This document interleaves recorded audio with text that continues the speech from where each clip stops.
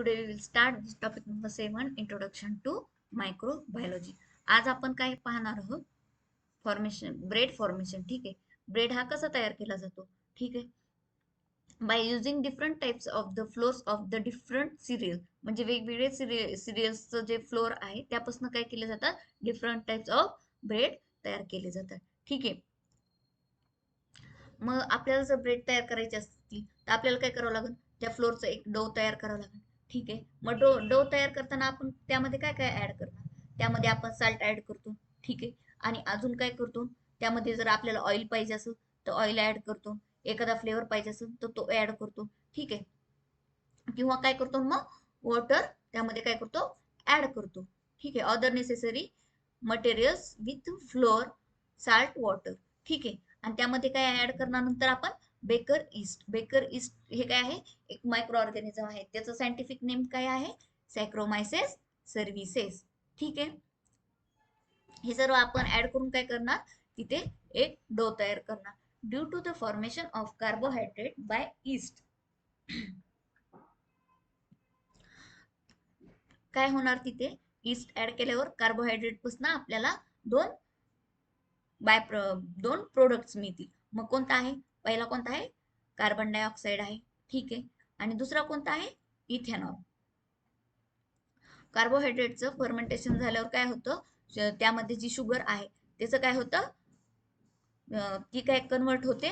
ती कन्वर्ट होऊन काय दोन प्रोडक्ट भेटतात? एक आहे कार्बन डायऑक्साईड आणि दुसरा कोणता आहे? Ethanol. Due to rise up due to CO, dough is rise up due to CO2 and the bread become spongy. जर आपण तो डो तयार केला आणि तो जर थोड्या वेळासाठी साईडला ठेवला तर काय होतं? ते डो काय होतं? असा फुलायला लागतो. कशामुळे लागतो? कारण की त्यामध्ये काय असतो? कंप्रेस्ड CO2 असतो. त्यामुळे तो ब्रेड काय होतो? फुलायला लागतो. And the bread become spongy. आणि जेव्हा आपण ते ओव्हन मध्ये ठेवून त्याचा ब्रेड तयार करतो तेव्हा तो ब्रेड कसा बनतो? स्पॉन्जी बनतो. ब्रेड स्पॉन्जी बनतो आणि त्यावरती काय होतात? असे होल्स असतात. ठीक आहे. तर काय होतो? जो ट्रॅप झालेला CO2 आहे, जेव्हा आपण तो ओव्हन मध्ये त्याचा डो ठेवतो तेव्हा काय होतो? तो CO2 गॅस काय होतो? निघून जातो. ठीक आहे. त्यामुळे तिथं काय होतात? असं जाळीदार ब्रेड आपला तयार होतो. ठीक आहे. मग काय होतं? आपण काय करतो? ब्रेड काय करतो? एक तर डोमेस्टिक लेवल घरी घरी तयार करतो, नाही तर दुसरं कुठे होतं? Industrial level. तर इंडस्ट्रीयल लेवलमध्ये काय करतात? कंप्रेस्ड ईस्ट यूज करतात. ठीक आहे. तो कसा असतो? वेट असतो थोडासा, तो जास्त दिवस टिकत नाही. आणि तो कसा असतो? असं चीज चीज जसं असतं ना तसा त्याचा ब्लॉक असतो. ते काय केलं जातं? इंडस्ट्रीयल पर्पजसाठी कंप्रेस्ड ईस्ट यूज केला जातो. पण जर आपल्याला घरी डोमेस्टिकेटेड लेवलला जर ईस्ट यूज करायचं असतं तर त्यासाठी कसं ईस्ट यूज केला जातो? तर ग्रॅन्युलर फॉर्म मध्ये. कोणत्या फॉर्म मध्ये? ग्रॅन्युलर फॉर्म मध्ये असतो.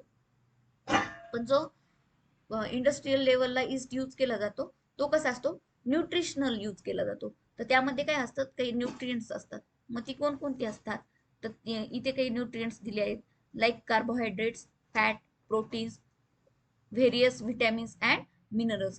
Due to this, bread and other products produced with the help of yeast become nutrients. ठीक आहे. तर त्या yeast मध्ये हे काय असतात? कार्बोहायड्रेट असतात, फॅट्स असतात, विटॅमिन्स असतात, मिनरल्स असतात. आणि त्यापासून जर आपण ब्रेड तयार केला तर ब्रेड देखील कसा होतो? न्यूट्रेटिव्ह होऊन जातो. ठीक आहे. न्यूट्रेटिव्ह बनतो. आता काय सांगितलं आहे इथे? Ingredients like vinegar, soya sauce and monosodium glutamate. Monosodium ग्लुटामेटलाच एक नाव आहे दुसरं. काय सांगितलं आहे? Ajinomoto. That are used in presently popular Chinese food are produced by microbial fermentation. ठीक आहे. हे जे प्रोडक्ट्स आहेत व्हिनेगार, सोया सॉस किंवा अजिनोमोटो, यामध्ये काय ह्याचं फर्मेंटेशन केलं जातं by using the microorganism. ठीक आहे. आणि मग आपल्याला ते प्रोडक्ट्स भेटतात. नेक्स्ट काय सांगितलेलं आहे? Vinegar production. ठीक आहे. व्हिनेगार तुम्ही पाहिलेलं आहे का? कसं असतं ते? कलरलेस असतं. ठीक आहे. कलरलेस असतं, वॉटर सारखं असतं, एकदम ट्रान्सपरंट असतं. ठीक आहे. तर काय सांगितलं आहे व्हिनेगार प्रोडक्शन मध्ये? Vinegar is used in each country of the world to import sour taste to food material and for preservation of pickles, sauce, ketchups, chutneys. व्हिनेगारची ती टेस्ट कशी सांगितलेली आहे? व्हिनेगार कशासाठी यूज केला जातो? फूड मटेरियलला सोअर टेस्ट देण्यासाठी. मग सोअर म्हटल्यावर तिथे काय झालं? कोणता ना कोणता ऍसिड आला. ठीक आहे, आपण कर्ड फॉर्मेशन मध्ये पाहिलं होतं. Acid have sour taste. ठीक आहे, तर मग याला सोअर टेस्ट आहे म्हटल्यावर याच्यात कोणता ना कोणता ऍसिड आहे याची आपल्याला काय होते? एक आयडिया येऊन जाते. आणि नेक्स्ट काय सांगितलं आहे? It is used as a preservative. ठीक आहे, मग कशासाठी आपण यूज करतो विनेगारचा? पिकल्स, सॉस आणि केचप्स, चटणी यांना काय करतो आपण? प्रिझर्व करण्यासाठी काय करतो? विनेगारचा यूज करतो. ठीक आहे, नेक्स्ट काय केलं आहे? सांगितलं आहे vinegar is 4% acetic acid CH3COOH. ठीक आहे, मग विनेगर कशाचा बनलेला आहे? 4% ऍसिटिक ऍसिडचा बनलेला आहे. ठीक आहे, तर 4% ऍसिटिक ऍसिड म्हणल्यावर त्याच्यात वॉटर कंटेंट किती असणार? 96%. ठीक आहे, मग बनता 100%, म्हणजे किती? 4% विनेगर म्हटल्यावर तिथं सॉरी 4% ऍसिटिक ऍसिड म्हणल्यावर किती असणार? त्याच्यात 4% काय असणार? ऍसिटिक ऍसिड आणि 96% काय असणार? वॉटर. ठीक आहे, मग काय विनेगर कसा बनवला जातो? त्यासाठी काय केलं जातं? Various types of fruit juice घेतले जातात. ठीक आहे, फ्रूट ज्यूस घेतले जातात. तसंच काय वापरलं जातं? तसंच त्यामध्ये काय वापरलं जातं? मॅपल सिरप वापरलं जातं, शुगर मोलॅसेस वापरलं जातं, स्टार्च ऑफ दी रूट्स देखील वापरलं जातं. आता मॅपल सिरप हे एक टाईपचं काय आहे? सिरप आहे. ठीक आहे, मॅपल ल्यूज पासून ते ऑप्टेन केलं जातं. आणि दुसरं काय सांगितलं आहे? शुगर मोलॅसेस. शुगर मोलॅसेस काय आहे? जेव्हा आपण शुगर इंडस्ट्रीमध्ये शुगर तयार करतो त्यावेळेस जे काही अनवॉन्टेड बाय प्रोडक्ट्स त्याचा उरतो, ठीक आहे, तर त्याला आपण काय म्हणतो? शुगर मोलॅसेस. ब्लॅक कलरचा तो काय असतो? सिरप असतो. तर त्याचा देखील यूज केला जातो. आणि काय केलं जातं? Starch of the roots. ठीक आहे, म्हणजे स्वीट पोटॅटो वगैरे ते देखील काय केलं जातं? यूज केलं जातं. आणि त्यामध्ये काय केलं जातं? एक प्रकारचा इथे मायक्रो ऑर्गॅनिझम ऍड केला जातो. तर कोणता घेतला जातो? तर ईस्ट घेतला जातो. मग ईस्ट कोणता ऍड केला जातो? तर इथं काय सांगितलेलं आहे? सॅक्रोमायसेस सर्व्हिसेस. जेव्हा ह्या फ्रूट ज्यूस मध्ये किंवा मोलॅसेस मध्ये हा ईस्ट ऍड केला जातो त्यावेळेस त्यांच्यापासून आपल्याला काय भेटतो? इथेनॉल. यांचं कन्व्हर्जन कशामध्ये होतं? इथेनॉल मध्ये होतं. ठीक आहे, मग नेक्स्ट काय करतो आपण ते पाहूया. Mixture of the bacterial. मग ह्या इथेनॉल मध्ये काय केलं जातं? दोन प्रकारचे बॅक्टेरियल स्ट्रेन ऍड केली जातात. मग एक कोणता आहे? ऍसिटोबॅक्टर. ठीक आहे, ऍसिटोबॅक्टर. आणि दुसरा कोणता आहे? ग्लुकॅनोबॅक्टर. ठीक आहे, is mixed with ethanol for its microbial degradation. ठीक आहे, acetic acid and other by product are obtained through it. म्हणजे हे टाकल्यावर काय होतं?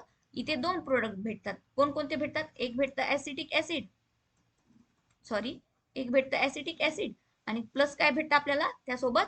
एक बाय प्रोडक्ट देखील भेटतो.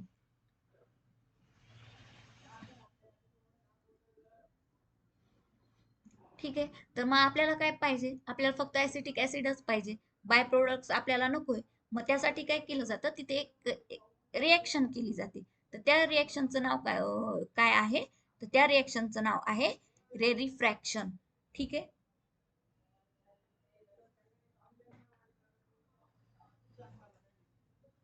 मग ऍसिटिक ऍसिडला सेपरेट करण्यासाठी कोणती रिएक्शन केली जाते तिथे? रेरिफ्रॅक्शन. आणि जेव्हा रेरिफ्रॅक्शन रिएक्शन होते मग त्यापासून काय भेटतं आपल्याला? परत ऍसिटिक ऍसिड भेटतं. ठीक आहे, पण जेव्हा ऍसिटिक ऍसिड भेटतं त्याला काय असतो? थोडासा कलर असतो. ठीक आहे, आणि आपण पाहिलेला आहे व्हिनेगरला कोणता कलर असतो? Vinegar is colourless. मग ऍसिटिक ऍसिडला आपल्याला कलरलेस बनवण्यासाठी आपण काय करतो? पोटॅशियम पोटॅशियम फेरोसायनाइडचा यूज करतो. ठीक आहे, पोटॅशियम फेरोसायनाइडचा तिथे काय करतो आपण? हे इथे दिलेलं आहे पोटॅशियम फेरोसायनाइडचा तिथे यूज करतो आणि त्याच्या प्रेझेन्स मध्ये त्या ऍसिटिक ऍसिडचं काय होतं, ब्लिचिंग होतं. काय होतं तिथे, ब्लिचिंग होतं. म्हणजे ती काय करते, पोटॅशियम फेरोसायनाइड काय करतं, त्या ऍसिटिक ऍसिडला कलरलेस बनवतं. ठीक आहे.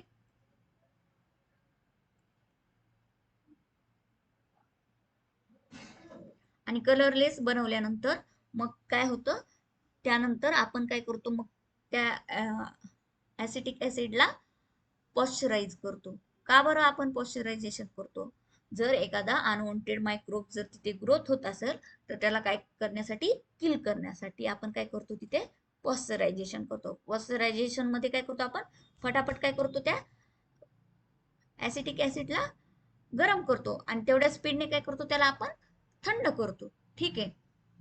आणि after pasteurization we can add SO2 in that. ठीक आहे. त्यामध्ये काय टाकतो आपण, SO2 टाकतो. SO2 gas is mixed with produced vinegar. ठीक आहे. मग काय होतं, SO2 टाकतो आणि त्यापासून काय होतं, व्हिनेगार आपला तयार होतो. ठीक आहे.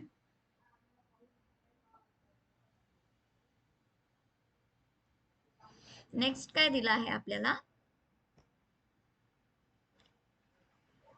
Soya sauce. सोया सॉस कसं तयार केलं जातो हे इथे सांगितलं आहे. Soya sauce is produced by the fermentation of the mixture of flours of wheat, rice, soybean with the help of the fungus Aspergillus oryza. ठीक आहे.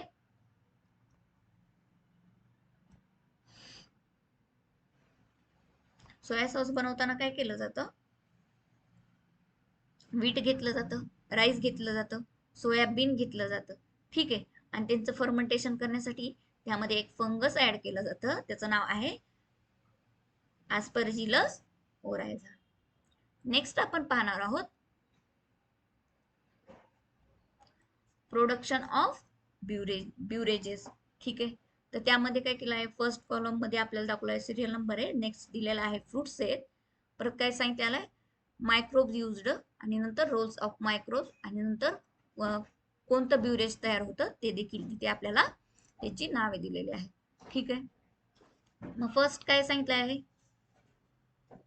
कॅफिया अरेबिकिया. ठीक आहे. कॅफिया अरेबिकिया वरून, ह्या वर्ड वरून आपल्याला काय लक्षात येतं, it is related to coffee. ठीक आहे. काय येतं, it is related to coffee. ठीक आहे. तर मग काय होतं, त्यामध्ये एक मायक्रोब्स काय केला जातो, ऍड केला जातो. कोणता आहे, लॅक्टोबॅसिलस ब्रिव्हिस. ठीक आहे. तर त्याचा रोल काय आहे तिथे, ते काय करतं, सेपरेटिंग सीड्स फ्रॉम फ्रूट पासून काय करतो, तो सीड्स सेपरेट करतो. ठीक आहे. आणि सेपरेट केल्यानंतर मग आपल्याला काय भेटतं, त्यापासून कॉफी भेटते. ठीक आहे. नेक्स्ट काय सांगितलेलं आहे, नेक्स्ट सांगितलेलं आहे थिओब्रोमा कोको. ठीक आहे. त्यामध्ये काय केलं आहे, 4 प्रकारचे इथे मायक्रोब सांगितलेले आहेत.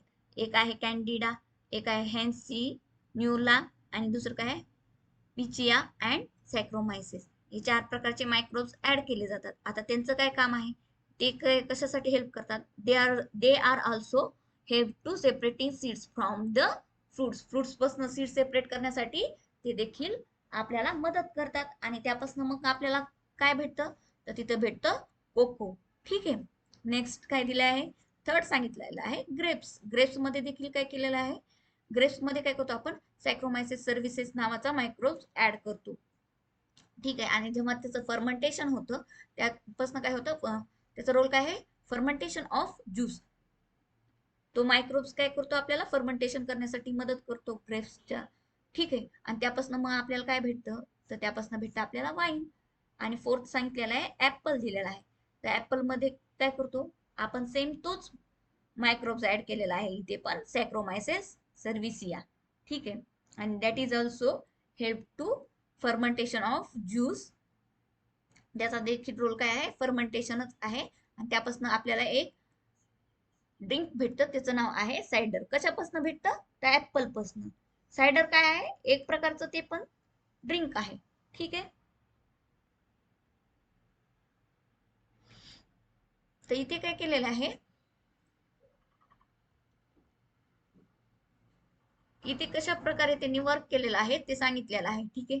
तर इथे दिलेलं आहे बघा, हे सेकंड नंबरचं fruits and seeds of the coffee. तर हे अशा प्रकारचं फ्रुट्स असतं कॉफीचं. तर ते ती काय केलं जातं, ते फ्रूट आणि सीड्स सेपरेट करण्यासाठी आपण काय करतो, लॅक्टोबॅसिलिया ब्रिव्हियसचा यूज करून हे जे सीड आहेत ते काय करतो, सेपरेट करतो. इथं कोको सीड्स दाखवले आहेत. ठीक आहे. आणि ते सॅक्रोमायसिस सर्व्हिसेस जो आहे मायक्रो, तर त्याचं इथे काय दिलेले आहे, इमेज दिलेले आहे हे. ठीक आहे.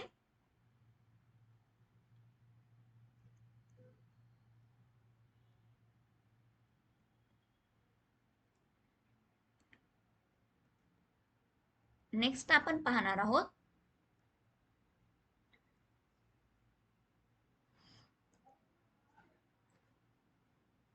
Microbial enzymes.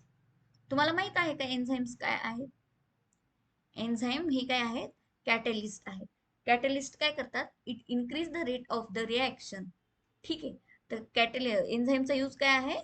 Enzyme are used as a catalyst. तर ते काय करतात? They are increase the rate of any reaction. ठीक आहे. तर इथे कोणते आपण एन्झाइम्स पाहणार आहोत? तर इथे पाहणार आहोत आपण मायक्रोबियल्स enzyme. Nowadays, instead of the chemical catalyst, microbial enzymes are used in a chemical industry. मोठमोठे केमिकल इंडस्ट्रीज असतात. ठीक आहे. तर तिथे सुरुवातीच्या काळात काय केलं जायचं, केमिकल कॅटलिस्ट यूज केले जायचे. पण सध्याच्या काळात काय केलं जातं, मायक्रोबियल एन्झाइम्स पण ॲज अ कॅटलिस्ट काय केले जातात, तिथे यूज केले जातात. का बरं, काय काय त्याचे आपल्याला ॲडव्हान्टेजेस आहेत ते आपण पाहूयात. These enzymes are active at a low temperature, pH and the pressure, due to which energy is saved and erosion proof instrument are also not necessary. ठीक आहे. जेव्हा आपण हे एन्झाइम यूज करतो मायक्रोबियल एन्झाइम, तेव्हा काय होतं, आपल्याला इरोजन प्रूफ इन्स्ट्रुमेंट यूज करण्याची गरज आहे का? तर नाही. आपल्याला कॉस्टली इन्स्ट्रुमेंट घेण्याची गरज आहे का? तर नाही. इथे आपण इरोजन प्रूफ नसणारे इन्स्ट्रुमेंट देखील इथे यूज करू शकतो. Enzyme carry out specific process, hence unnecessary byproducts are not formed, due to which expenses on purification are minimized. ठीक आहे. जेव्हा रिएक्शन होते, आपण काय करतो, त्याच्यात एन्झाइम ऍड करतो. कशासाठी? त्याचा रिएक्शनचा रेट वाढवण्यासाठी. पण जेव्हा रिएक्शन होते तेव्हा काय होतं, आपल्याला त्याचे दोन कंपोनंट भेटत असतात. एक काय असतं, एक असतं आपला प्रोडक्ट आणि एक काय असतं, बाय प्रोडक्ट. पण जेव्हा आपण मायक्रोबियल एन्झाइम यूज करतो त्यावेळेस काय होतं, तिथे बाय प्रोडक्ट्स मिळतच नाही. तिथे काय होतं, आपल्याला जो प्रोडक्ट हवा आहे तोच भेटतो. आणि तो भेटल्यामुळे काय होतं, आपल्याला तिथे प्युरिफिकेशन करण्याची गरज आहे का? नाही. Due to which expenses on purification are minimised. म्हणजे एक्सपेन्सेस काय होतात, कमी होतात प्युरिफिकेशन करण्याचे. ठीक आहे. In case of microbial enzymatic reaction, elements and decomposition of the waste material is avoided. Enzymes can be reused. यामध्ये काय करतो आपण, जे मायक्रोबियल एन्झाइम आहेत त्याचं काय करतो, रिएक्शन झाल्यानंतर देखील त्याचा काय करू शकतो, आपण ह्यामध्ये रियूज करू शकतो. इथे काही some example of the microbial enzymes are. इथे काय केलं आहे, काही एन्झाइम्स दिलेले आहेत. ठीक आहे. कोणत्या रिएक्शन मध्ये कोणता एन्झाइम पार्टिसिपेट होतो. ऑक्सिडो रिडक्टेज रिएक्शन आपण आपल्याला माहित आहे. ठीक आहे. ऑक्सिडो रिडक्टेज रिएक्शन होते, तर त्यामध्ये कोणता एन्झाइम यूज केला जातो, तर ऑक्सिडो रिडक्टेजेस. ठीक आहे. नंतर ट्रान्सफर एक रिएक्शन होत असेल तर तिथं कोणता एन्झाइम यूज केला जातो, ट्रान्सफरेज. जेव्हा हायड्रोलिसिस केलं जातं, वॉटरचं ब्रेकडाऊन, तिथे कोणता एन्झाइम यूज केला जातो, हायड्रोलायझेस. ठीक आहे. लायसेस, आयसोमरेज, लायगेजेस. तर हे काय आहेत, हे वेगवेगळे मायक्रोबियल एन्झाइमचे एक्झाम्पल इथे दिलेले आहेत. ठीक आहे. आणि अजून कुठे यूज केला जातो, तर डिटर्जंट मध्ये देखील मायक्रोबियल एन्झाइमचा यूज केला जातो. ठीक आहे. Process of the dirt mock removal occur at low temperature due to mixing of enzyme and with detergent. Detergent सोबत जर एन्झाईम जर ऍड केलेले असतील डिटर्जंट मध्ये, तर काय होतं, लो टेम्परेचरला देखील आपण काय करतो, त्या क्लॉथ मधली डर्ट रिमूव्ह करू शकतो. ठीक आहे. आणि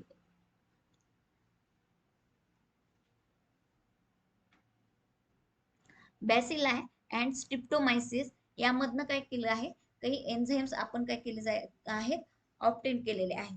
ठीक आहे. तर ते काय करतात, जे कॉर्नफ्लोअर आहे ना, तर त्यामध्ये त्यामधनं आपल्याला काय करतात, ते ग्लुकोज आणि फ्रुक्टोज सिरप काय करतात, ऑप्टेन करून देतात. ठीक आहे. तर इथं सांगितलेलं आहे, glucose and fructose syrup can be obtained from cornflower by action of enzyme obtain from bacilli and streptomyces. ठीक आहे. Microbial enzyme are used in various industries like, कुठे कुठे मायक्रोबियल एन्झाईमचा यूज केला जातो इंडस्ट्रियल लेवलला, तर ते आहे cheese, plant extraction, textile, leather and paper etcetera. ठीक आहे. इथे काय होतं, मायक्रोबियल एन्झाईमचा इंडस्ट्रीमध्ये यूज होतो.